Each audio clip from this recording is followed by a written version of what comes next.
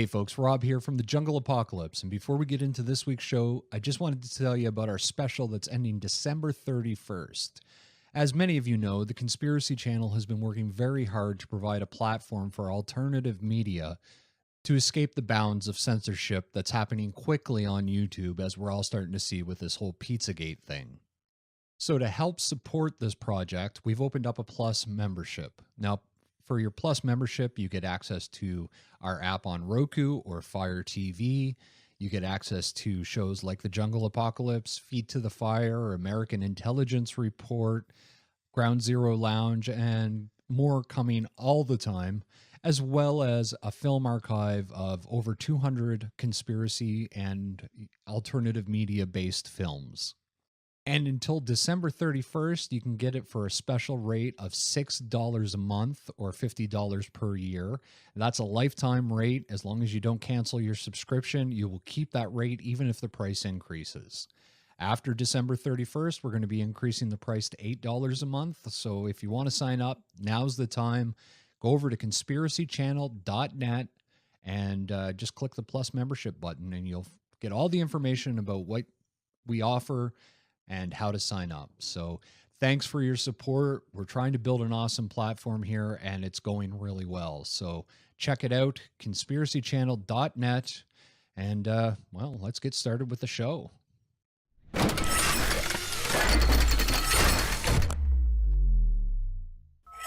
folks, Rob Davin here from the Jungle Apocalypse podcast. And this week we're talking with Jay Dyer, the man that has wrote the excellent book Esoteric Hollywood, and his website Jay's Analysis is a treasure trove of various esoteric breakdowns of films and pop culture. So we wanted to have Jay on to kind of continue on in our stream of trying to understand this wild world that is Hollywood and their crazy obsessions they have going on. So Jay, welcome to the podcast.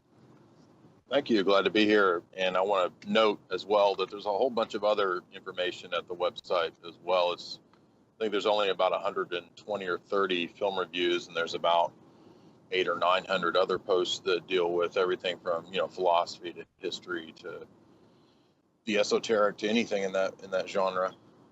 Yeah, you have a really good website. I really like your work. It's nice to see somebody doing some really in-depth stuff, like a lot of the stuff we get forwarded is very fluffy and, speculative, and you go in and you're like, pulling out all these old books that we haven't heard of and talking about people that, I've never even heard of and breaking it down. So, let's get started talking about your book, Esoteric Hollywood, which, hopefully my copy is here in the next couple days. I was hoping to get it here before the interview, but it didn't show up.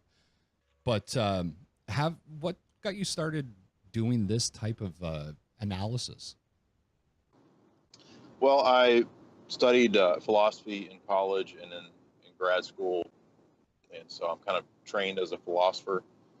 And the whole point of philosophy is to analyze and critically think.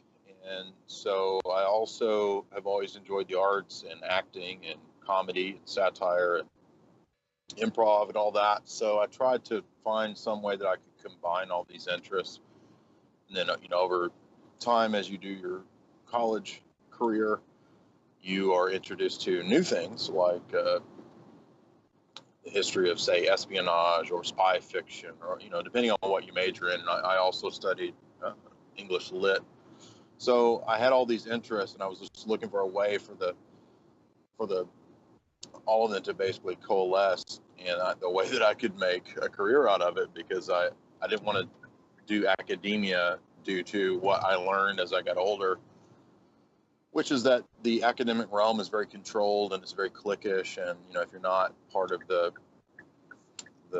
dogmatic orthodoxy of things like Darwinism and social justice warriors and particular views of history and particular views of race and all these different things that you have to believe, in order to, most of the time, ascend the academic ladder, then, you're kind of stuck. You're kind of and I'm just not usually prone to compromising. So I thought, well, why don't I just start doing my own thing because I kind of had a little bit of an entrepreneurial spirit. I thought, I see a lot of the media that I see out there. I thought I could do better than that.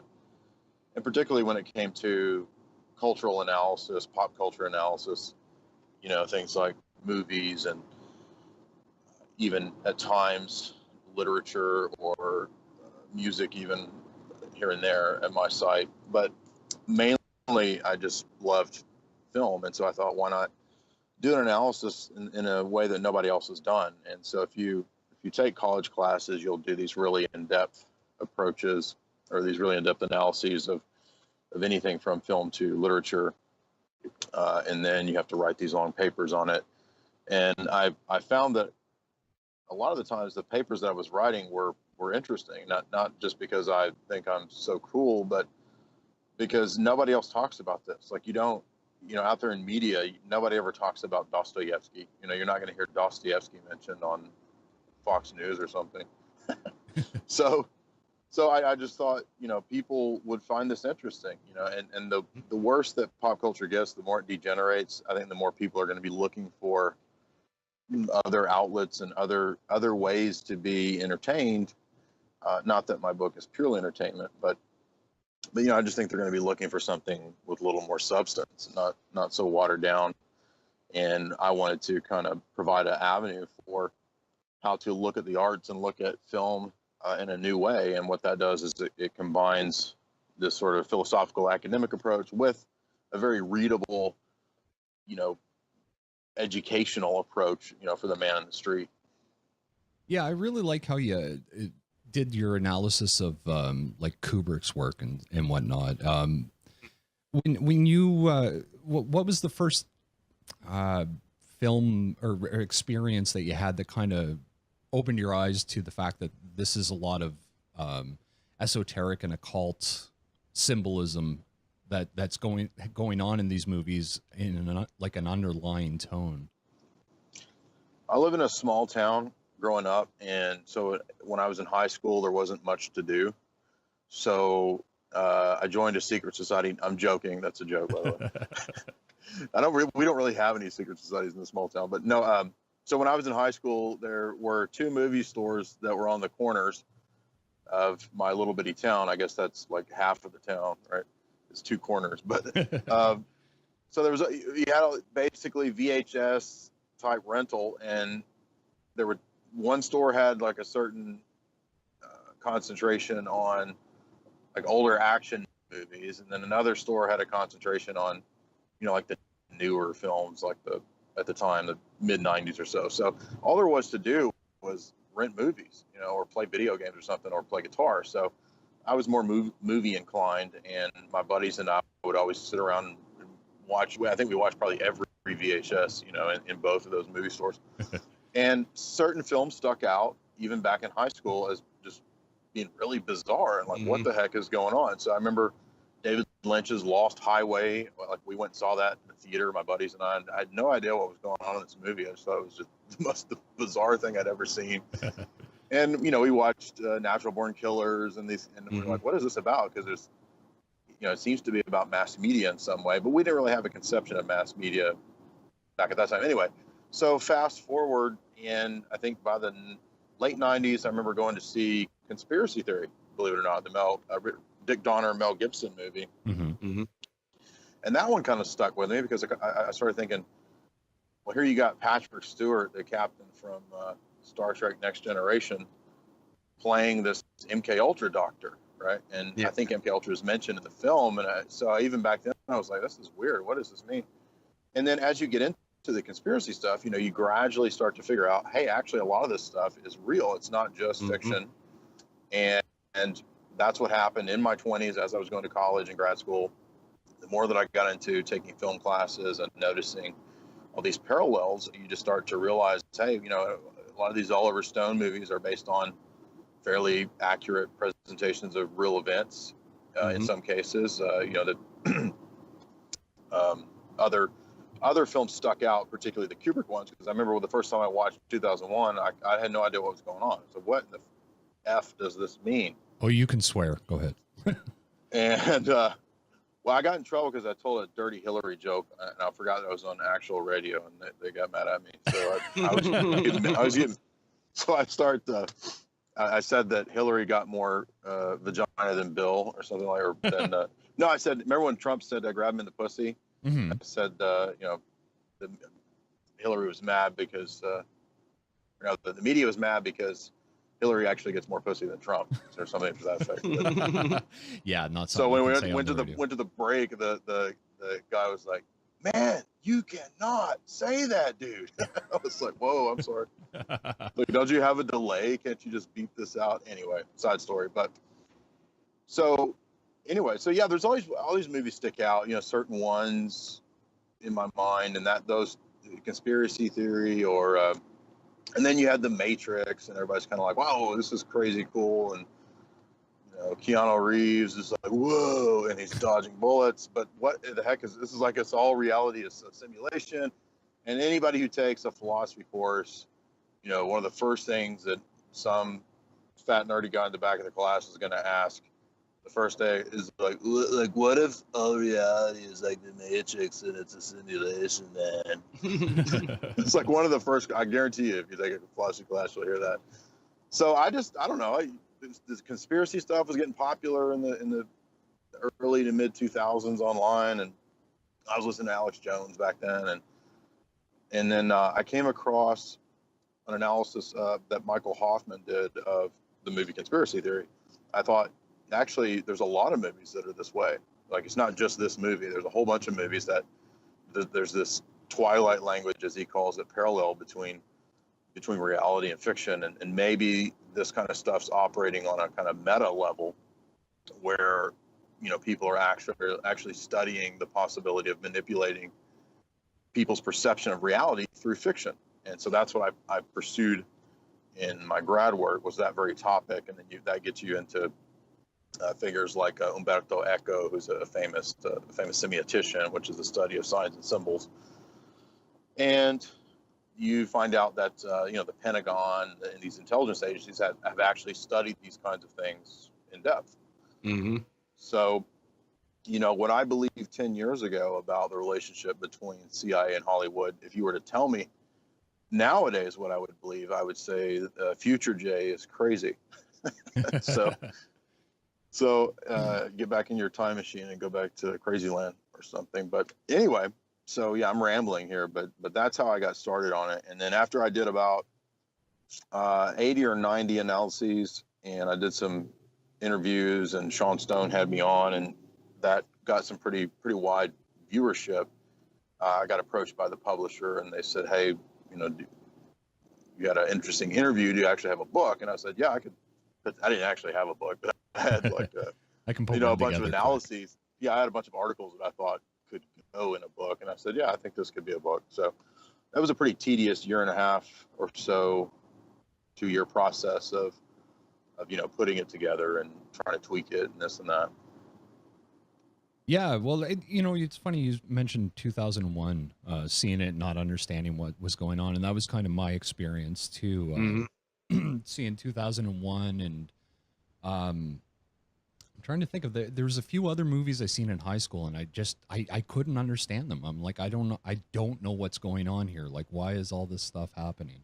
And it wasn't until years later when I started, studying various work like Bill Cooper and others of the 90s generation of conspiracy theorists that I started to think, oh, well, maybe there is more here. And then, of course, now here we are, 16 years later, and it's we have guys like you doing work that kind of breaks it down, and it makes it a little more clear. But what I always found interesting is how all these symbolisms carry on through a lot of different work. And I wonder, like, is it the directors that know about this, or is it the producers, or is it the set designers? Like, who's coming up with these hidden imageries and undertones going on through the films?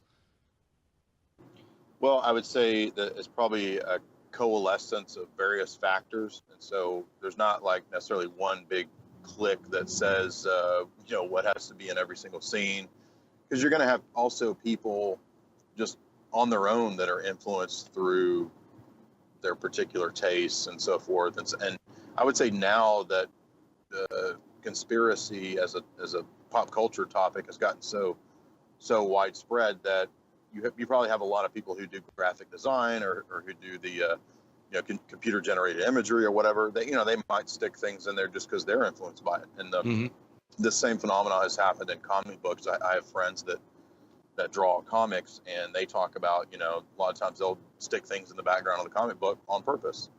But you also but I don't think all of that's nefarious. But so you also have another level of this where there are private interests and there are government Pentagon interests, and they will pay and they will cajole or do whatever they need to do to get film to do what they want. And one of the ways they've done that that's pretty well known by now, I think, is the various liaison offices. And so if a Hollywood production company or movie company wants to use something that's part of the U.S. military, if they want to film on an aircraft carrier or something like this, then that the Pentagon sort of makes a deal and says, okay, well, we want to be presented in a certain positive way. And you saw a lot of this in the 80s with sort of the Reagan era movies like Navy SEALs or Top Gun, and these were Iron Eagle. These were military recruitment type films. And there have actually been academic books written on this. Tricia Jenkins' book, CIA in Hollywood, and there's another book called Operation Hollywood. And these are by academics who have looked at the relationship between the Pentagon and CIA in Hollywood. And you've got actual CIA case officers who then go directly into working in Hollywood, such as Milt Bearden or Chase Brandon or Melissa Mela. These are all people from CIA operations who then literally consult and I would say in some cases handle people in films, especially with Melissa Mela's relationship to Angelina Jolie. So that's why you see connections with Hollywood and even agencies above the CFR, or above the CIA, like the CFR, right? So George Clooney and Angelina Jolie are members of the Council on Foreign Relations. And so, once you get to that level of Hollywood stardom, people realize, I think probably through their experience, how the world really works, and they want to move up the chain, and so they get into doing that kind of stuff. So I would say that the people that really understand how it's going on and how it works are the A-list people, the Leonardo DiCaprio types or the Ben Affleck types or Clooney or Jolie. It's not your independent filmmaker. It's not, and who knows to what degree Kubrick actually knew what was happening. There is evidence that he did meet with and work with people from NASA, that he did have these meetings with people from the Air Force and possibly the CIA as well, very likely. But I don't know for 100% positive on that. But the films are definitely, from the get-go has been used by the military for propaganda. So,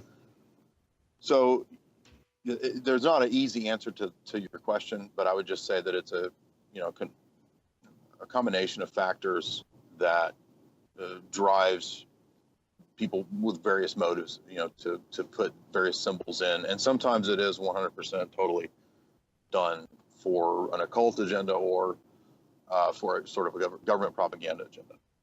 Like the movie Argo, that's a total sort of CIA creation. And, Ben Affleck's very open about that. Yeah, and aren't a lot of these A-listers, they're, you go through their histories and they have ties to military intelligence and right. CIA. I'm thinking Jim Morrison and his father being, right. naval security. So, yeah, Gulf of Tonkin, right? Admiral Morrison, Yeah, and it's kind of it used to make me wonder, like when I went to university. Well, I went to college, but when I went to college, I studied 3D animation and filmmaking.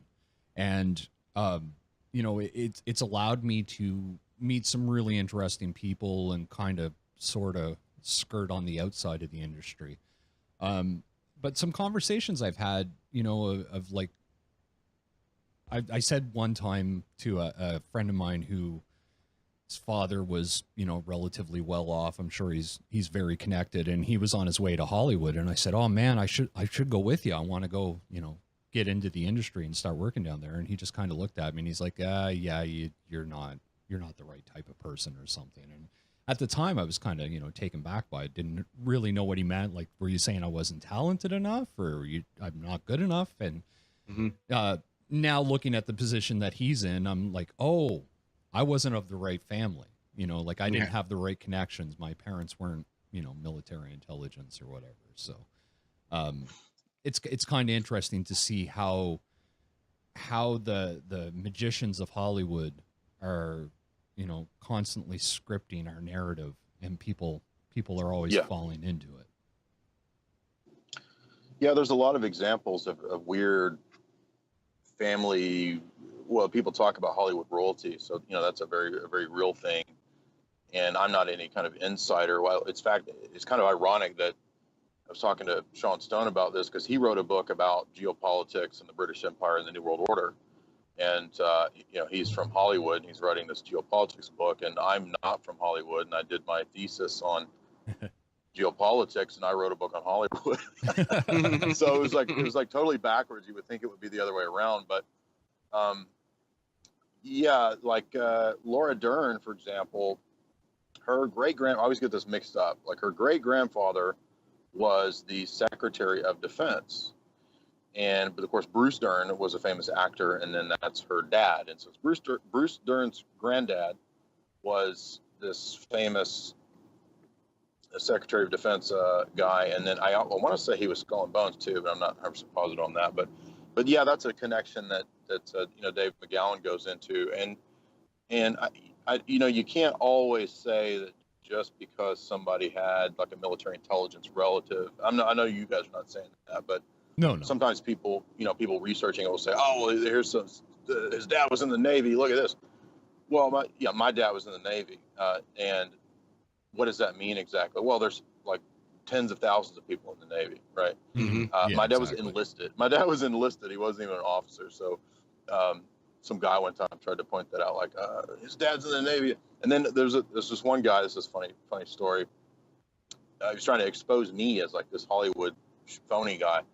And so he had found this on IMDb. There's a Jay Dyer.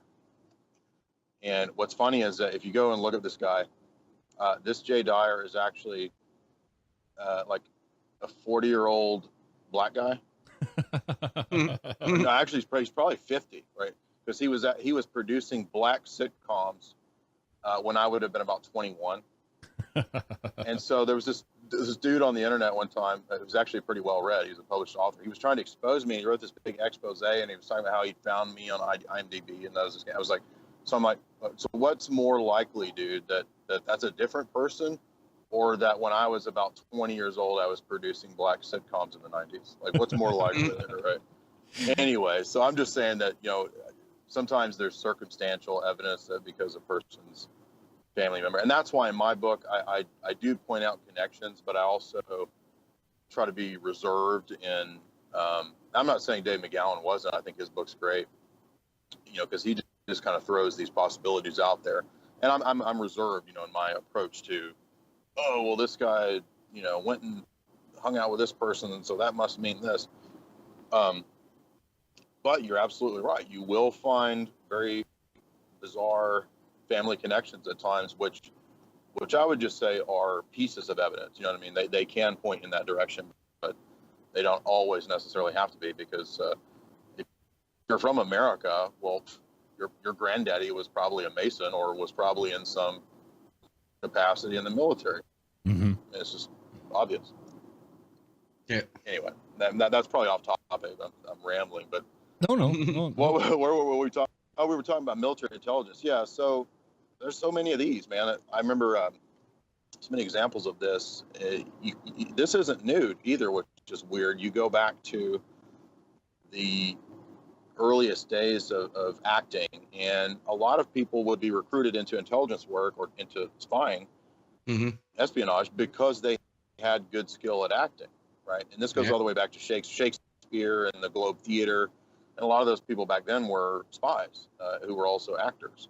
and it's because they're good conmen. They can pull off playing somebody different, playing a different role, and that's why they're good at that trade or tradecraft. So, that's gone on for a long time, and then you can get into a lot of these people in the history of Hollywood who actually were some cases. There's documented evidence, and then another, like Mo Berg, the pitcher, for example. Like, it's not just this applies to the music industry, and it applies to sports as well, professional sports, which I don't really go into that much. But Mo Berg, for example, the pitcher, or excuse me, catcher, he worked for, he was a spy, I believe, for the Bureau of Investigation. I think it was before it was called the FBI. Jimmy Stewart, Cary Grant, Errol Flynn, all these people from old school Hollywood, silver screen era. And a lot of these people are believed to, or documented to, have been spies. And then, you watch a movie like the FBI Story with Jimmy Stewart, and you've got J. Edgar Hoover actually giving the introduction to the movie. Then it's like, oh yeah, well, so it's actually not very hard to believe that Jimmy Stewart, was in some capacity working with the FBI. And then, like Dave McGowan points out in his book, you've got Lookout Mountain Studio, which was accessed by all of these top Hollywood people. Walt Disney had access to the Lookout Mountain Studios, which was the private Air Force studio up on Lookout Mountain down Mulholland Drive.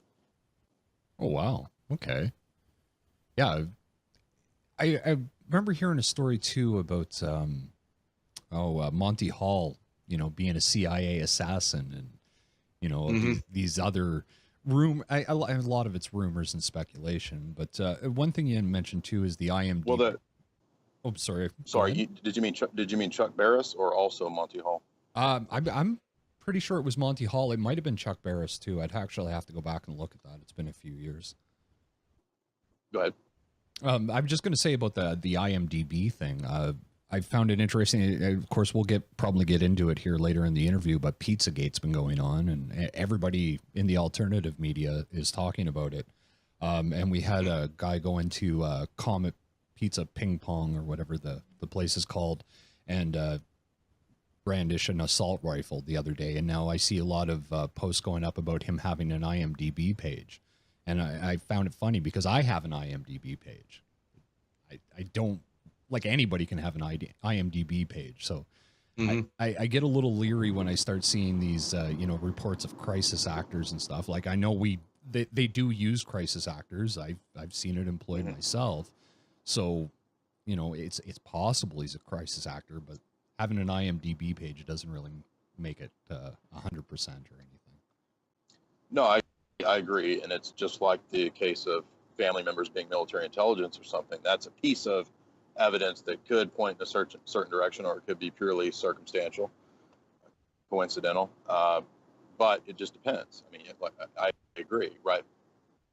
But I mean, so like in the case of Omar Mateen at the Orlando shooting, now he has an IMDb page. Now, if that alone if that was it, I would agree that would not be that big of a deal.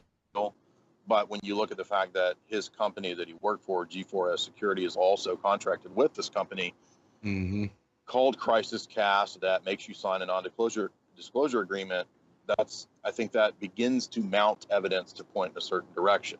Now, is that 100% proof? No, and that's why there's a whole bunch of other data points that really give us a better thesis on understanding what's happening, I would say, than the mainstream picture. Or the MK Ultra mind control assassin thesis. I don't think that's a very coherent thesis. I think, it's kind of like 9/11. If you get lost in trying to debate temperatures of jet fuel or something like that, I don't think any of those points on their own is going to show or prove anything. And that's why you really have to have a bigger scope, a bigger picture look to have the big, third eye view, not third eye view. What am I? God's eye. Wow. God's eye view, right? Like, you're going to have the trolls just hopping with this one. Now, what I'm talking about is the bigger vantage point. Okay, so if you do analysis or like an intelligence analysis, there's kind of the more analytical, on the ground, inductive approach where you're putting together the pieces like an investigator would do in a crime scene or a detective or something.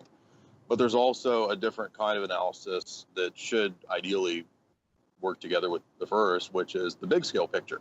So, for example, how are you going to understand 9/11 if you're not aware of neoconservative approaches to foreign policy? I don't think you really can, because it's a key fixture, according to the Project for a New American Century, in reinvigorating this idea of the American century, right? That Americanism needed to be rebooted through some kind of giant terror event that was like Pearl Harbor.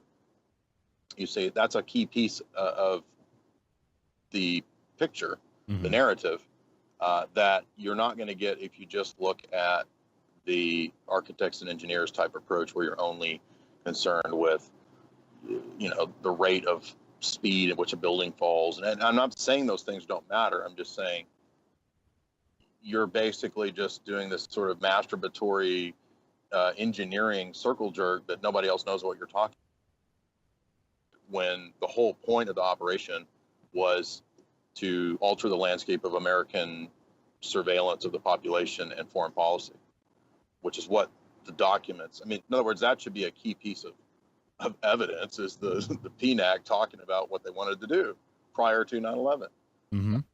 Well, I remember when that document Now, came I'm not out. saying the architects, I'm not saying that they don't talk, right? I'm not saying they don't ever talk about it. I'm just saying there's a hyper inductive approach that is obsessed over that. You're not ever going to prove or disprove things by getting lost in minutia, is what I'm trying to say.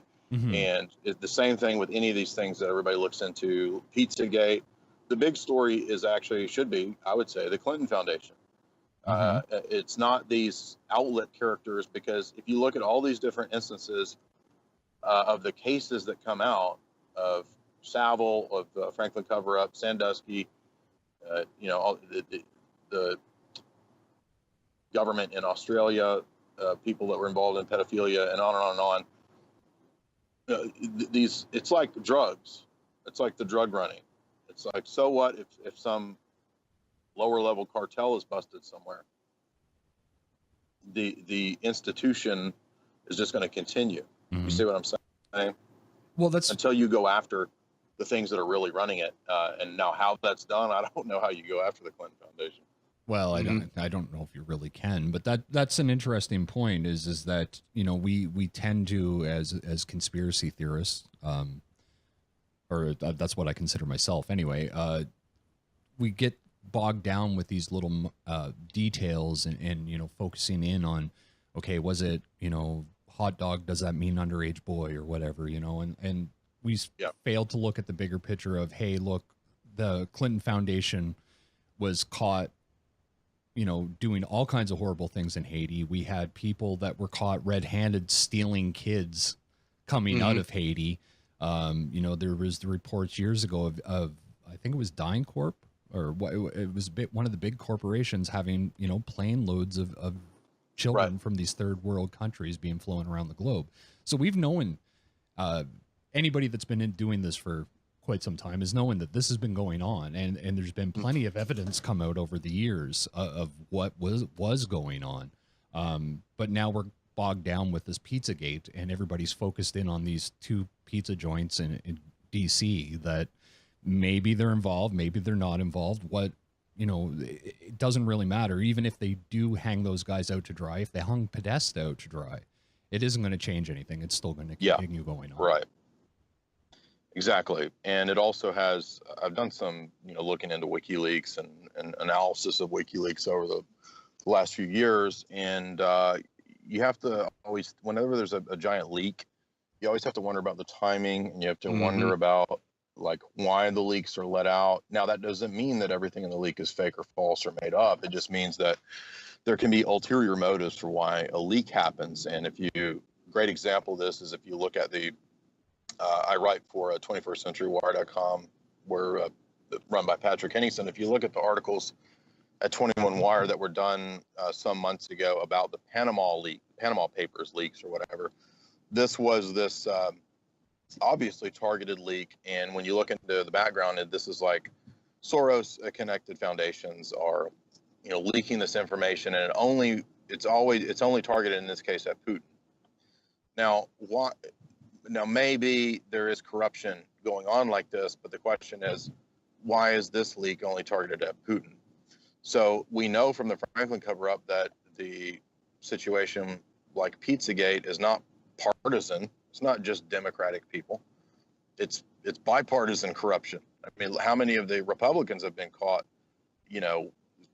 touching interns and their young boys and this kind of stuff too, right? The Franklin cover-up was connected to GOP, so it wasn't. It's not partisan. It's not like, oh, those rat bastard Democrats are, yeah, exactly. They're eating little babies. Maybe in this case these Democrats were, that degenerate or something. But regardless, that kind of corruption could not never be purely partisan, and that's why you see it being global. Well, yeah, that's another interesting thing too. Like, I mean, everybody was so quick to point at the Democrats and blame them for this whole Pizzagate thing, when Donald Trump was on a plane with Jeffrey Epstein flying around to on the Lolita Express, right? Now, well, I'm not a Trump apologist, but just to be fair and to be clear, the supposed lawsuit that was leveled against Trump in relationship to this claim was dropped. So, to my knowledge, there's not any direct evidence of that Clinton did anything on Epstein's plane. There is evidence of Bill taking a whole bunch of trips, and of course Epstein was convicted at one point. So, again, make of that what you will. But as I understand, the lawsuits against Trump in terms of raping a young girl or something have been dropped. Yeah, no, the actual lawsuit, I was just referencing the fact that he was actually, hanging around with Jeffrey and called him a nice guy and stuff. Now, you're right. That doesn't mean that Trump is out abusing children, but it's another interesting connection. I mean, here we have Jeffrey Epstein connected to Trump. We have him connected to the Clintons. We have him connected to Prince Andrew of the royal family, visiting his island there. What did they call it? The Villa de Bang Bang in the French Riviera. Yeah. Yeah. I'm just saying you have to be careful with, like we were saying, with military intelligence. I mean, you can't fallacy. I'm not saying you're doing this. I'm just saying one of the dangers I see about the people looking into Pizzagate is a fallacy of association. You know what I mean? Like, yeah, I'm sure I've been photographed with maybe alternative media characters or something that somebody could say. I remember one time somebody said on my blog, they said, I saw you at Bilderberg with Alex Jones. You're a shill. And I was like, well, I've never been to Bilderberg, right? And I've never been in any kind of photo or anything like that with Alex Jones. But what I'm saying is that somebody might theorize that because I was in, and I mean, if you're at the billionaire class of people or government higher ups, you're going to be constantly around people. You know what I mean? Yeah. So, well, but you're right too, that it. Yeah, go ahead. I just wonder, like, I know from personal experience, and like I mentioned at the first of the show about going to Hollywood, in order to get to the levels of Donald Trump or, even a Clinton, you have to make compromises. You have to be willing to work with people and ignore some of their failings, I guess. And that's what makes me wonder about a lot of these higher echelon people in this show we're being blasted into our retinas from the TV about, Trump versus Hillary or whatever. And it's all one big club, in my opinion. Like they all seem to hang out together. They all seem to work together. And at some point they had to know. I mean, it was like, I guess, shit, I can't think of his name now. Corey Feldman, when he came out and said, everybody in Hollywood's full of pedophiles. And then, we knew that. Yeah. And you've got, Elijah Wood, saying the same thing, and a lot of other people have said that over the years too. Mackenzie Phillips and people like this, from Mamas and Papas, and so, yeah. I mean, what do you do with that? I'm not sure. I mean, I think that we are people are starting to wake up. I mean, I do think that is true, but is that enough? You know what I mean? Like, in my view, what I try to do is kind of ground people in a wider worldview, and that involves philosophy and, in my view, some religious beliefs.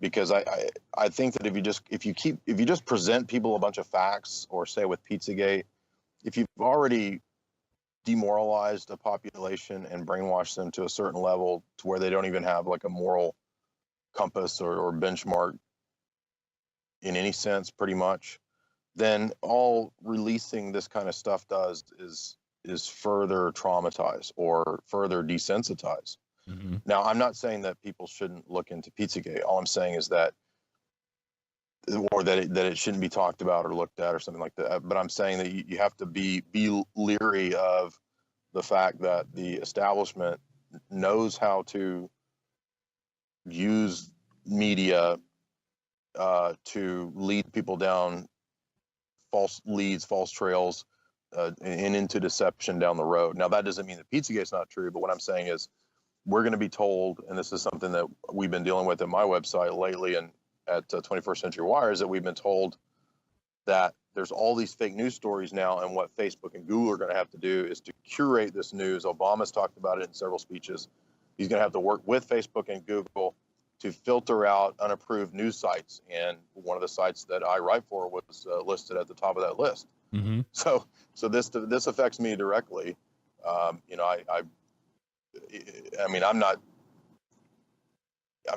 dependent on Facebook, but the reality of the modern world is that a lot of people a lot of internet traffic now is directed through Facebook. So if Facebook, you know, says Jay's Analysis is a, you know, fake news site, or 21 Wire is a fake news site, or, you know, you guys are a fake news site, that's going to affect your traffic. Oh yeah, for sure. You know, that's obviously censorship to a degree that is just sort of unbelievable, really. Well, that's like, you know, with what's going on with advertisers, where we run the Conspiracy Channel. It's a smart TV network. We're on, you know, 500,000 devices. And when we approached advertisers, we're like, look, we're getting, you know, 500,000 views per month. You know, this is great traffic for people that, you know, or for advertisers to, you know, get in on. And every last one of them said no. We approached every big advertising company out there that does video ads on the internet, and every last one of them said no. And then that's kind of left us in a lurch. And now we have a problem with the little bit of money we do have coming in through YouTube is now constantly going down every month, as they're, you know, flagging our videos as not being advertiser friendly. And you know, I get that too. I get that constantly, because my YouTube videos are monetized, and it has, you know, gotten to become a thing where it pays the rent. So it matters to me when they demonetize videos. Well, that's just it. Like our revenues went down a third or 2/3, you know, 6 months ago, and I couldn't figure out what was going on. And that's what it was, is they had demonetized about half of our videos. And some of them that they demonetized, like we had a guy on that wrote a book about human trafficking in Southeast Asia. And it wasn't, you know, there was no conspiracy theory there. It was just his story of being almost abducted by human traffickers. And they demonetized that one. And I was like, well, you know, where's the line? What are you guys doing? And then, of course, now we've got the fake news narrative going on. And it seems like Pizzagate's kind of conveniently popped up at the right time. Yes, it has. And it's become this a is focus. what we were talking. Yeah, you got it. Yeah, go ahead, Jay. Sorry, I didn't mean. I was just agreeing. I didn't mean to cut you off. I was on a couple podcasts the past week, and that's kind of we were kicking around ideas and brainstorming, and that's pretty much what we had come to. That Patrick Henningsen said the same thing as well. That, you know, Pizzagate comes at a time when, you know, right in the midst of this other thing on the other hand is, you know, fake news, and who's going to save us from the fake news? Of course, you know, mainstream media is the biggest purveyor of fake news on the planet. They've been caught you know, countless times. I mean, so this is like Satan's going to guard us from Lucifer or something. But I mean, it's I think that it's very possible, you know, that Pizzagate served a dual function or a multi-function. On the one hand, being a partisan leak to damage Hillary's campaign because they thought, maybe Hillary's not our best choice. Maybe she's not in good health. Maybe she's too corrupt. We got to have somebody else, which I'm not necessarily 100% convinced that Trump is, fully part of the establishment of the system per se. I mean, I'm just reserving judgment. I'm not making a decision. I think we'll know, within months, what that is particularly relating to the appointment, who he appoints and this kind of stuff I think will be very telling, and whether it was all campaign rhetoric or what exactly is going on with the Trump thing. Was it just theater and pageantry or what?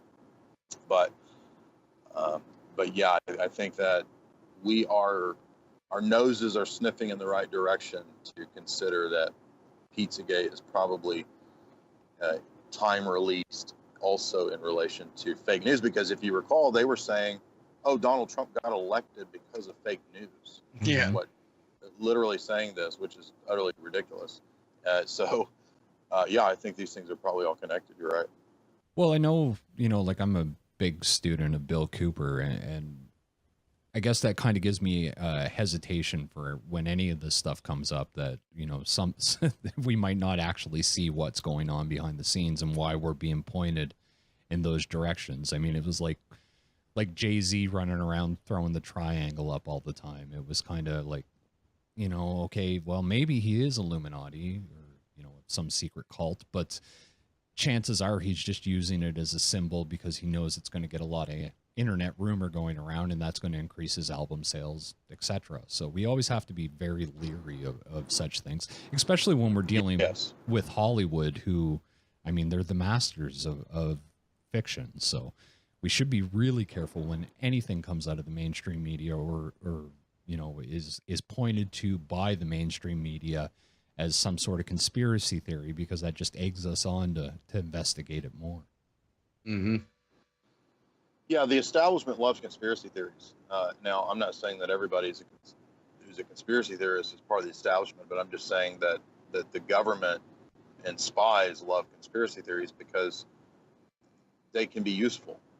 For example, if let's just say a rival government or a rival power structure wants to destabilize someone else.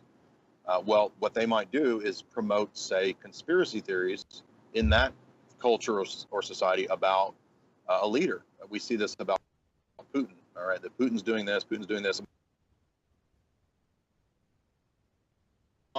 Saddam's throwing babies out of incubators. Right. This is ridiculous sort of conspiracy theory on the part of George W. Bush, concocted by a PR company. Mm-hmm. Right. So that's an example of quote conspiracy theory being used as a psychological warfare tool to target, well, in that case, I would say the Western global population. But you could also have conspiracy theories propagated by, for example, a lot of times you'll get Arab countries will promote these Zionist conspiracy theories. Mm-hmm. Now, I'm not saying that there's no powerful Jews or that there's no Zionist lobby. But what I'm saying is that you will have Arab nations that, for their interests, will promote that conspiracy theory. Doesn't mean that there's no sense in which, there's corrupt people in Israel. Doesn't mean that everybody in those Arab countries is bad, right? So it's just not, the real world's not that simple. It's not, all or nothing type situation. Well, that's what RT does, right? Like they constantly promote people that are considered conspiracy theorists by our mainstream media. And, when something bad comes up with Putin, we saw this with Abby Martin, then they get a little bit more hesitant on publishing it, but they're more than happy to publish any conspiracy theory relating to Western governments. Yeah. Yeah. Well, they are, overall, though, I would say they're better than Western. In other words, while it is a state-run institution, you'll notice that they do a lot better in telling the truth overall, I think, than our media. Our media is like the worst thing on the planet, and our media is, if you look at like CNN, while their ratings might be dropping domestically, CNN Global is huge. Mm-hmm. And that's a giant CIA propaganda matrix that I think is just unbelievable. You know, how much global influence that they have. So, you know, I welcome the idea of competitors to the monopoly. And, you know, even despite the flaws of those competitors, I think, you know, Well, yeah, like least... I don't really have a problem so much with RT. I mean, I look at them and I kind of think, well, okay, you're a Russian propagated news service, so obviously there's going to be a bit of a Russian slant, and perhaps you're going to, you know, have on people that the Western media wouldn't talk to. And in a lot of cases, those people have some really good points. I mean, you know, like Wayne Madison and these guys like that would never get airplay on CNN are getting a ton of airplay on RT, and it is helpful. You know, and we see our government doing the same thing. Like it's like here in Canada. I mean, you watch the Canadian media, and they don't really ever talk too much about the power structure here in Canada. But you watch perhaps CNN. CNN will do some really good exposés on Canadian issues. So it's kind of a give and take. Yeah, this is kind of an old trick where you'll have like 60 Minutes in Australia did a report on the pedophile networks in London in the UK. Yeah. But 60 Minutes Australia is probably not going to do an investigation into Australia's pedophiles, right? No, most likely not. Well, they won't talk about the fact that, you know, massive amounts of Aboriginal people in Australia were, you know, taken away from their families and sexually abused by the power structure. Oh, that's themselves. a great point. Yeah, it's a great point. Well, it's the same here in Canada. I mean, they'll get on, you know, CBC, and they'll talk about the residential schools and how these kids were taken away from their parents, but they never talk about the, you know, the 50,000 kids that disappeared, or the reports of the royal family taking Native kids back to England that have never been seen again. You know, like all these little things that should be pretty big stories. I mean, they just don't get covered. Yeah, and I think you know, one of the things I try to talk about in my book is the way that the mainstream media is tied to Hollywood and what it functions to do. That sort of marriage there, I call it a dark marriage, a dark occult marriage. What it functions to do is to fill in the narratives, right? And this is a great point that my friend Chris over at Hoaxbusters made, was that you'll get these, if we have an event like 9/11 or something like that, you'll have people kind of picking up the details here and there from the mainstream media. But because mainstream news and media is not the most interesting thing out there, what people really go to get their view of an event is Hollywood. So the movies that you've seen about, quote, terrorists or terrorist events and all this stuff is going to be a lot more influential on your perspective, and it's going to pull on your heartstrings and it's going to use emotion, and it's going to formulate your worldview in a much more powerful way than, you know, Tom Brokaw, boring voice, monotone reading, you know, about bin Laden and the towers or something like this, you see? And so Hollywood functions to fill in the gaps, to tell you the story that you think the mainstream news is there to give you. And what better example than the most recent CIA military Pentagon films like Zero Dark 30 or American Sniper, right? These are kind of continuations of that Argo style, you know, this new totally propaganda created, totally intelligence Pentagon created movies right hand in hand with Hollywood. I mean, I couldn't think of better examples than that. Yeah, those are two really good examples of Hollywood's, you know, spinning of events, and it's always interesting. It's like, but they're made in tandem directly with CIA and Pentagon people. Yeah, exactly. Well, and that makes sense, right? Like you have to have the narrative play your story. So, you know, you put the facts in the movie and then you spin the narrative to come out how you want it to in the end, right? Like, you know, the Iran-Contra affair, like they totally spun Argo to be, you know, something, a good thing for the Americans to have done. But in reality, it really wasn't. You know, I guess it's the same with, you know, the bombing of Hiroshima and Nagasaki. Like there was a lot of spin that came out years afterwards about that.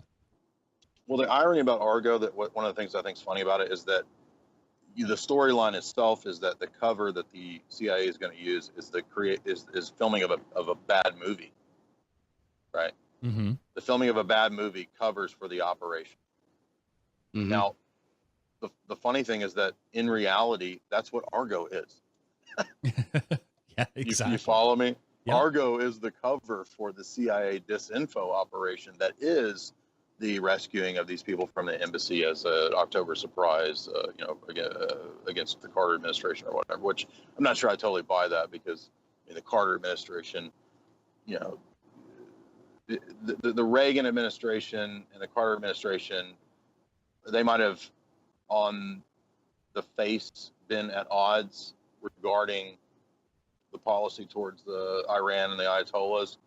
But I'm sorry, if you read a good bit about Iran and its history and intelligence operations in the last several decades, you'll have Norman Schwarzkopf's dad trained the Savak. Mm-hmm. Now, what is Norman Schwarzkopf's dad, who was another, like a colonel or general or something, he's training the Iranian Secret Service. Mm-hmm. I mean, and this is supposed to be in the period, right, when, so after the Shah is gone, you get this guy called the Ayatollah Kashani, and this is supposed to be a virulently anti-American Ayatollah, right? Mm-hmm. But all of the Savak, which is the secret intelligence service of Iran, they were all straight out of CIA and MI6. These are all CIA MI6 trained guys. So you have no change in the personnel. They just changed their name. Mm-hmm. And that's all detailed in, I believe, Robert Dreyfuss's book, Devil's Game.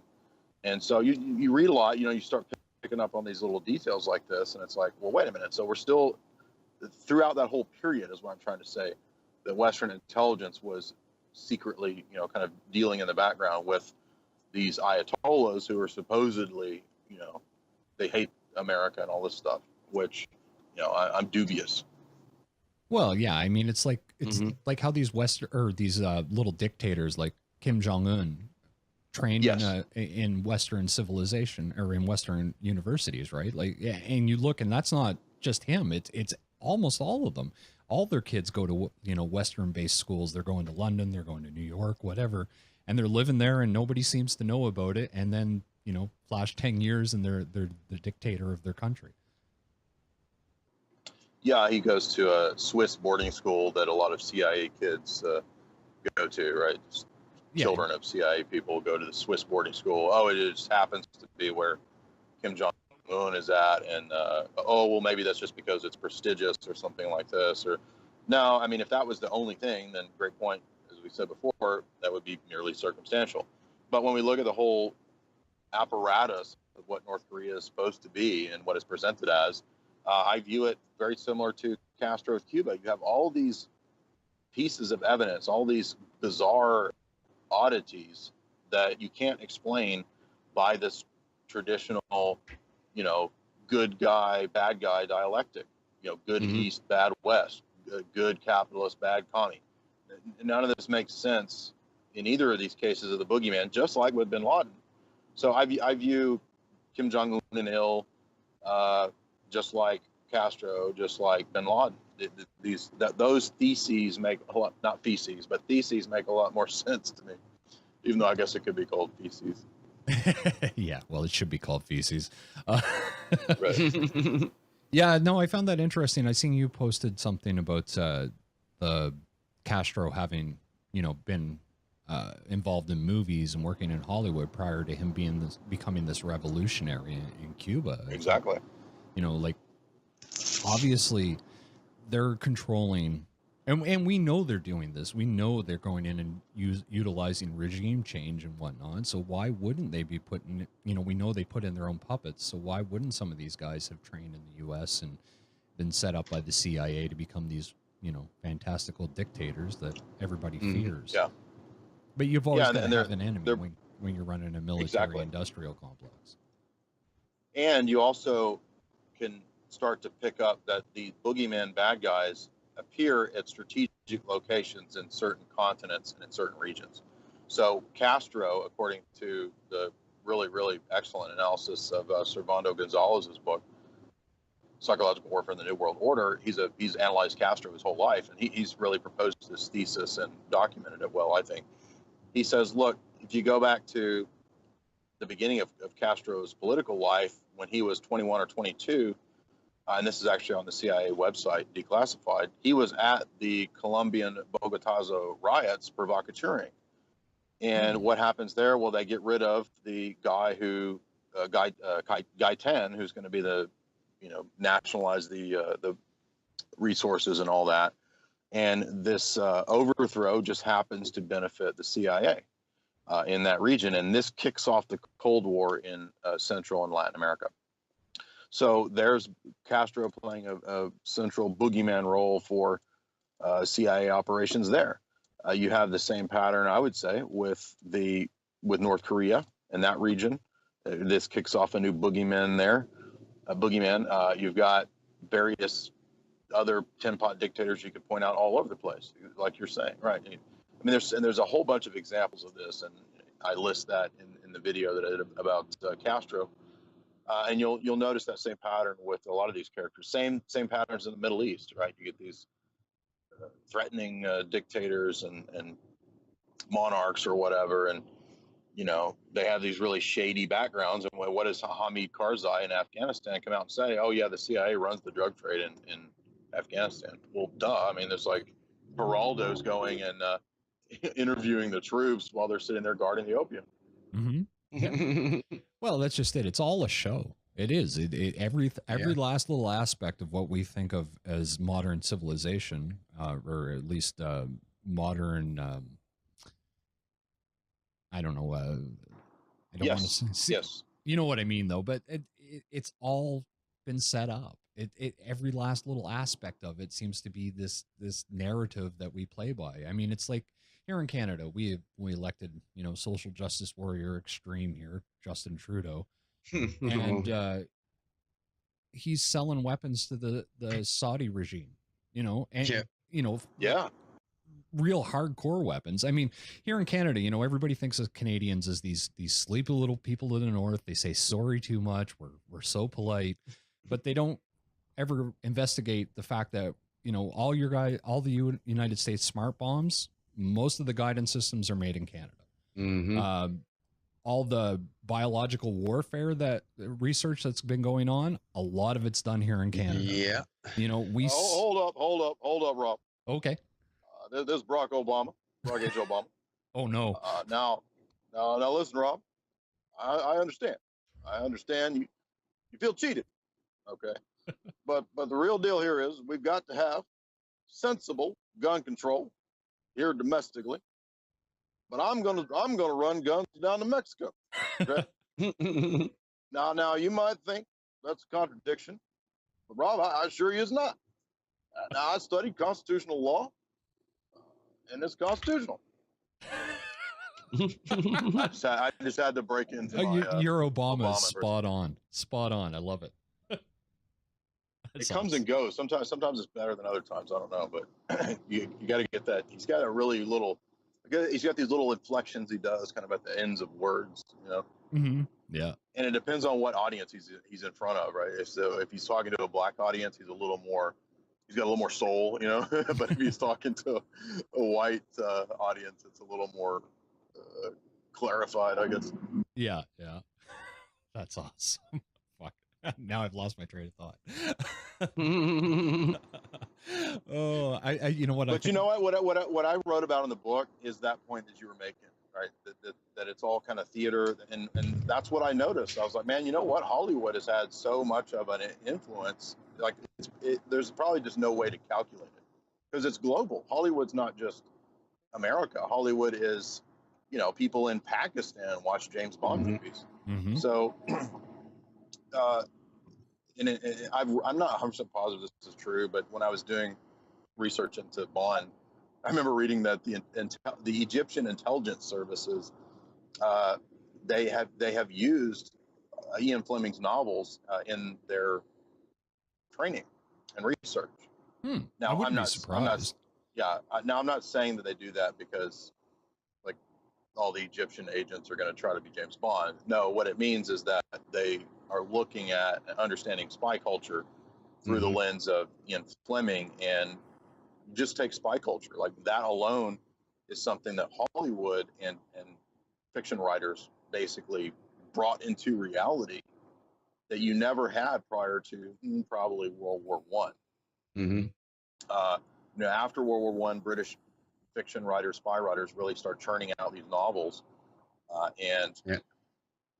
this really creates a culture, and then Hollywood picks up on it, and that's what makes James Bond, up until Harry Potter, the biggest franchise in world history, and it's global.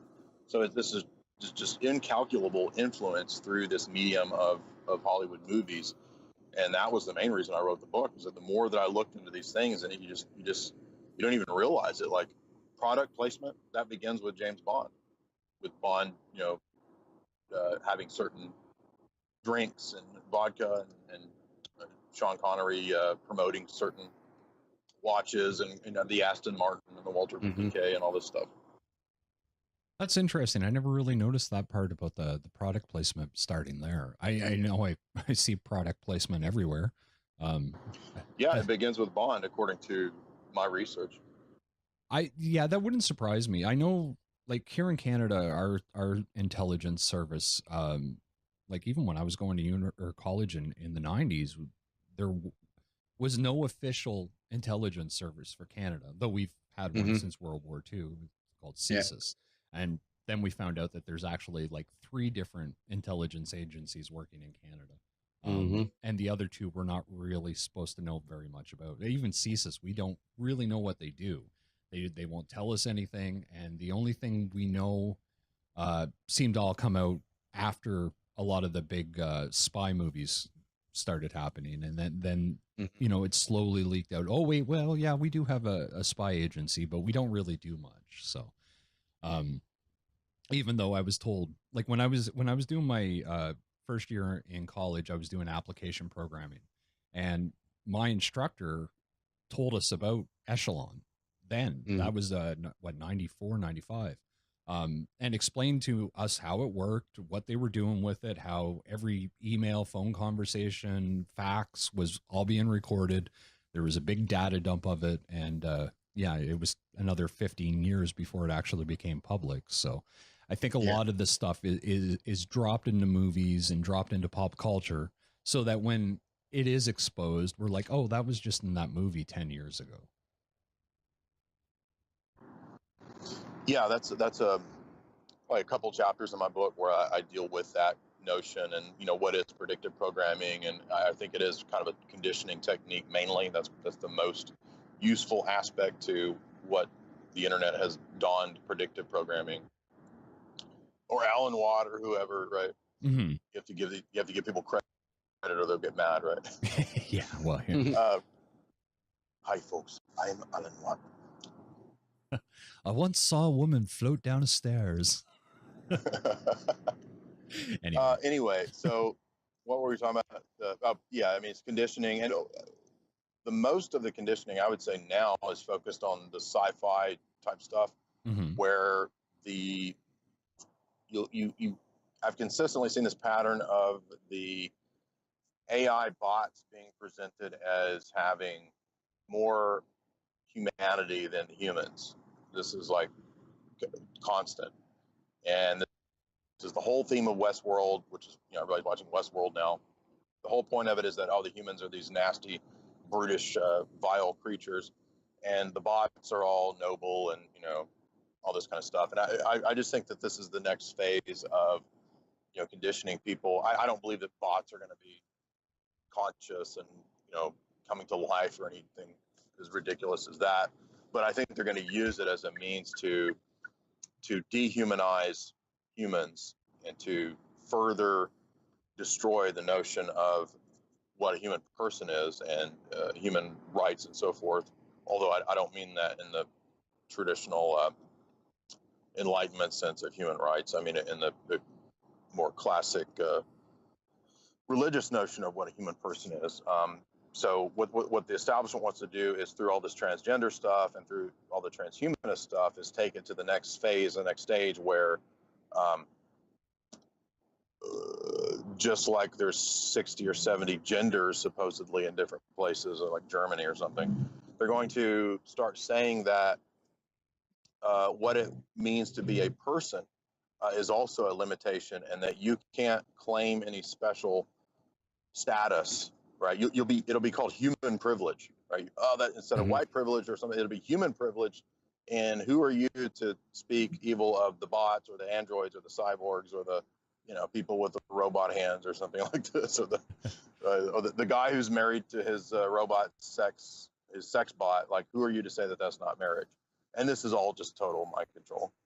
Well, it's really breaking down the fabric of civilization and human contact, really. Like I watched the season finale of Westworld last night, and at the end of it I was like, well, holy shit, this is like the transhumanist agenda, like told in full, right? Like you might as well had Anthony Hopkins be played by Ray Kurzweil, Like, oh, exactly. Yeah.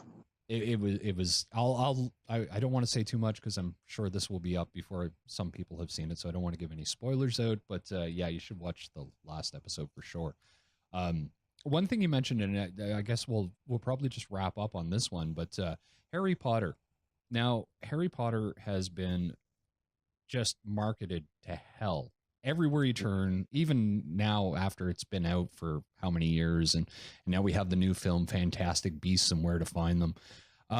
What was your analysis of the Harry Potter world? Like, why is that one so popular? Well, I think a lot of these kind of basic stories about I know you guys know what archetypes is, but in literature you also have archetypal stories, right? So you have like the dark hero story, or you've got the coming of age story, or you've got the classical space opera style story of Star Wars or something like this. So I think any of the stories that try to utilize archetypal narratives have the potential to be as big as Harry Potter or Star Wars or something like this. Good guy versus bad guy, and it's a cosmic battle. So the reason Harry Potter is so popular is that it utilizes that, but it also is, I would say, connected to a larger plan to really infuse the culture with the occult. Now, I know that the occult means hidden, but what I'm saying is that if you go to bookstores, all of the young adult literature is either apocalypse or witches or zombies. It's like that's all there is. And so I think that they're really trying to induct the next generations into quote alternative lifestyles, right? So you're being told that everything that everything that's supposed to be bad, right, is really just an alternative lifestyle, be it the way that you want to exemplify your gender or the religious views that you take or whatever. That was all formerly seen as bad, and now you're free from all that. You're free to choose whatever you want, and look at all these sexy dark things like vampires and all this stuff. And really, it's just cultural programming. It's a way to, as you said, break down the fabric of society through very dangerous things. Now, obviously not everybody who watches Harry Potter is a witch or something like that, but it does provoke interest in things that can lead to something very dangerous. Now, does that mean that I'm saying I'm not like a Puritan or something like this? I mean, I think J.R.R. Tolkien's works are good, so I'm not saying that all usage in fiction of magic or something like that's evil, but it just depends on, how it's presented and how it's done. And yeah, I don't. Harry Potter's probably promoted for that reason. When I look at J.K. Rowling, what her worldview is and what her perspective is, I mean, she pretty much lines up with this SJW type stuff. Mm-hmm. She promotes all the Western NATO. She's like promoting this fake stuff from Syria. Mm-hmm. I'm talking about that. Right? It's like she tweets out the stuff about Syria that's in line with the CIA NATO narrative. So, I've seen her having these weird connections to the Queen, J.K. Rowling, hanging out with royals, and then there's this backstory about her that she was supposedly the single mom and struggling, and maybe that's true, but maybe not. Maybe this is it's all concocted for a reason. I'm not positive, but well, what I deal with in my book is basically, I don't Harry Potter, which I probably should, but maybe that'll be part 2 or something. But I tried to pick some of the big players: Hitchcock, Spielberg, Kubrick, and I was just kind of limited by space. Mm-hmm. But it may be in the next installment. I'll go into maybe Star Wars and Lucas, or Harry Potter or something like that. Well, what I found interesting with the Harry Potter was even like the occultic stuff. I agree with you. That seems to be a method of pushing it to the youth to be able to accept the fact that there will be occultic people, practicing Luciferianism or paganism or whatever. But what I found really interesting was how the class structure worked in Harry Potter, where you had the Muggles, who were, the plebes that didn't really have a clue.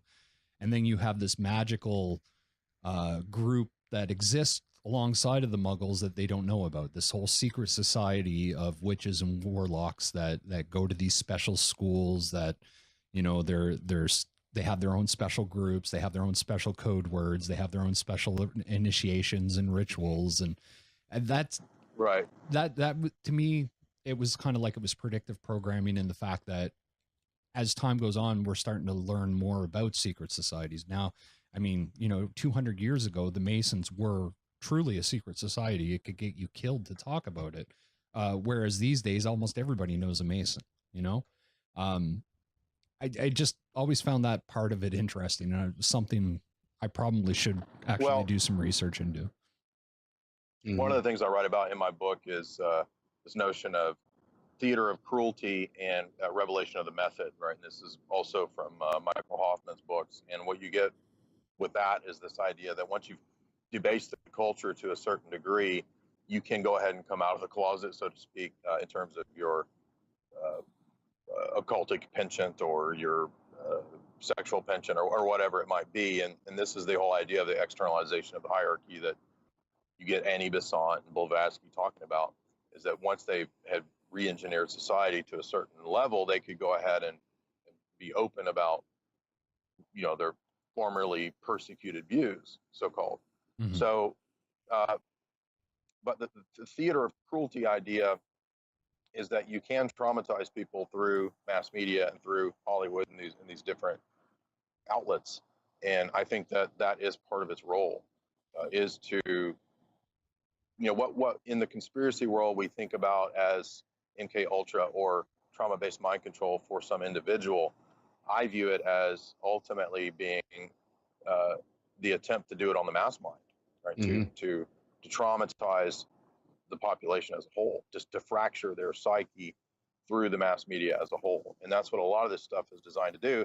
And if you deconstruct it, I think it loses its power over you. Yeah, I think once you can see through the veil, it makes it a little easier for you to deal with. Like, I know I don't watch movies quite in the same way I used to. I see, the hidden symbology. I see the hidden narratives, and it doesn't have that effect on me. But we look at how TVs modulate at 60 hertz, how, they load us up with all these toxic chemicals like fluoride and whatnot, and then set us in front of the TV. Well, in the 60s, they were doing that, giving guys LSD and setting them in front of visual images that traumatize them, right? So now we just have it on a mass scale. Yes, we do.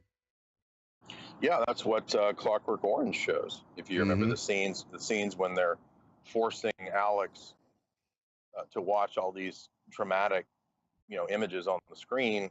That's the effect it's having on him. It puts him into this catatonic state and just kind of makes him, milk toast pliant, right? Like he just sort of lays around and smiles and acts goofy.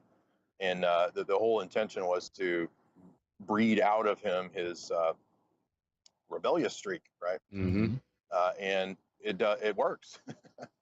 Yeah. So here's Kubrick telling you that MK Ultra, which everybody thinks of as a spy being strapped down on a table, and Scarlett Johansson's getting programming putting into her head about who she's got to go kill or something. That's not really what it is. I mean, that might have happened at different times with testings and so forth, but what it really is was the ability to through technological devices beam this stuff out to the entire population and give them their worldview. And that's what Hollywood is. Hollywood is MK Ultra. Yep. Exactly. I think that pretty much sums it up perfectly. All right. Well, Jay Dyer, thank you very much for being here. And again, the sure. website. Can I add? Sure. Can I add that if people want to get the book, the best way to do it for me is to get it directly from me. Now, if you're outside the U.S., it's probably better to get it through Amazon because the shipping gets pricey. But if you want to get the book from me and it is a signed copy, there's a tab at my website to order it from me. Awesome. Yeah, and I highly recommend people go pick it up. Actually, I think when we're done recording here, I'll talk to you really quickly about getting me a copy.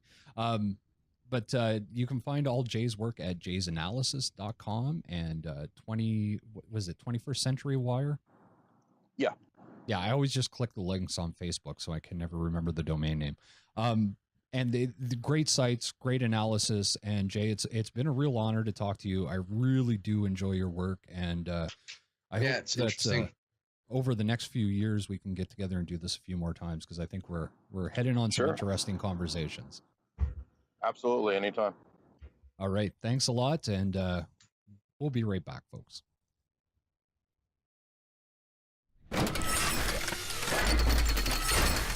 Okay, I hope you guys all really enjoyed that interview with Jay. He's a hell of a researcher, probably one of the best new faces we're seeing in the alternative media. So make sure to check out his website, jaysanalysis.com.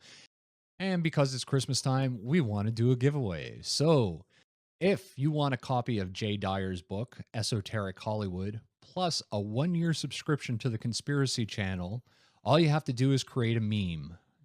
Those little funny pictures that everybody posts on Facebook with a funny little saying on it. The best meme is going to win. So on January 2nd, we're going to go through all those memes and select a winner. To enter the giveaway, send an email to rob@conspiracychannel.net. That includes the meme, and we'll select a winner on January 2nd and send you an email with all the information on how to get the book and your free year subscription to the Conspiracy Channel. And one final thing, this is the last podcast we're going to be doing an audio edition for. We've decided to just focus on video, getting stuff up on YouTube and Conspiracy Channel, Roku, and Fire TV. And the extra effort that went into producing the audio podcast just isn't worth it at this point. We want to focus primarily on video. And so we've decided to end it. So if you're listening to this on Stitcher or SoundCloud or one of the other audio platforms, just come over to conspiracychannel.net, click our YouTube button, and you can watch all the videos directly on YouTube. Don't forget to like and subscribe. Anyway, that's it for this week. We'll see you in the new year. I'm Rob Davin. Have a good night.